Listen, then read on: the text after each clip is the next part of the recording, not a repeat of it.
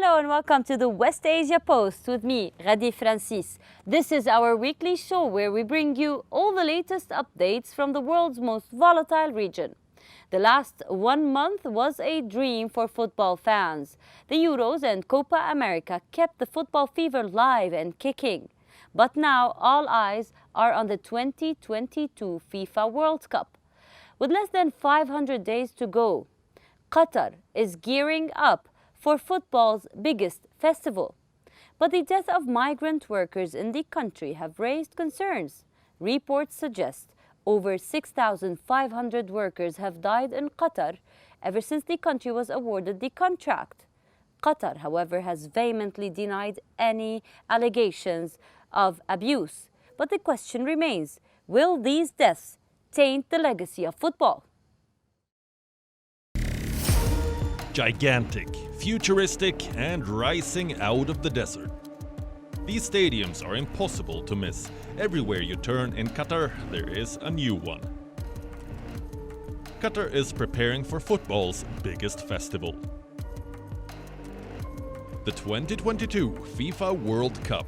Less than 500 days from now, these stadiums will be packed with frenzied fans, screaming at the top of their voices. It is the first World Cup to be held in West Asia.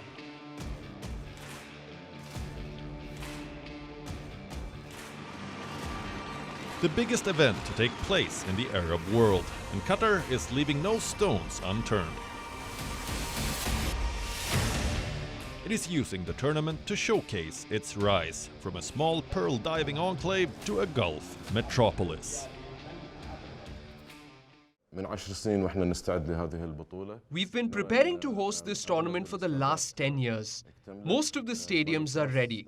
The remaining 3 stadiums will be ready by the end of the year. We will use 6 of the stadiums for the 2021 FIFA Arab Cup. The infrastructure of the state is ready too. The metro is ready to run on 3 lines during the tournament. The road network is 90% ready at the moment and will be ready to serve fans in 2022.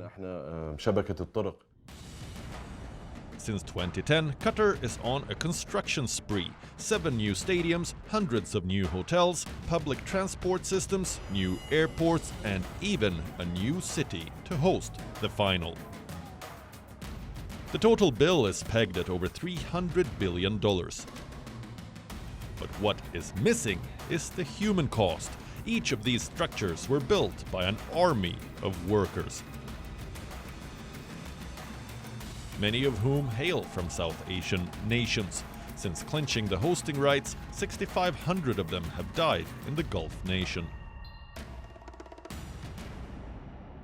This means that ever since December 2010, an average of 12 workers have died every week in Qatar. The damning figures came out in a new report by The Guardian. A majority of these workers were from India, Pakistan, Nepal, Bangladesh, and Sri Lanka. Most of them work in dangerous conditions. They are involved in low-wage labor, often in scorching heat and without safety measures. Their living conditions, too, are appalling. Their passports often cease to entrap them. The deaths were attributed to a number of reasons: multiple blunt injuries from falling, asphyxiation, and what Qatar calls natural causes. This means that the workers could have died from causes like respiratory or heart failure, but they are seldom backed by an autopsy, making it very hard to verify. Qatar's hotels have also been accused of abusing migrant workers through intimidation. They are paid on the basis of their nationality, and many are afraid to leave their jobs. The Gulf nation has hit back at the allegations, calling them sensationalist and outrageous. This is not the first time Qatar has been pulled up for this, but it says that it is reforming the system. It does not deny the stadium-related deaths, but says the number is not in the thousands. Qatar says that there has been 3 work-related deaths and 35 which were not related to work. On the World Cup sites, we've had unfortunately 3 work-related deaths, and the definition of work-related death is death occurring on the construction sites. Qatar is not new to human rights violations. It's an absolute monarchy, with freedoms in check.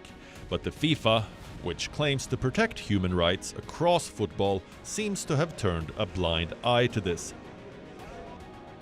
FIFA says the frequency of accidents at their construction sites is far lower than any other projects. There is no data to confirm this, but their lack of concern is unsettling. Football is a multi-billion-dollar industry. Outside stadiums, IT holds immense power, and with that power comes immense responsibility. But away from screaming fans and world-class players, it remains complicit in human rights violations, earning profits on the graves of thousands. Qatar 2022 is not the first World Cup engulfed in controversy. Records suggest it will not be the last one. As fans throng the stadiums for football's biggest festival, will the deaths of migrants taint the legacy of the World Cup? West Asia Bureau, WION, World is One.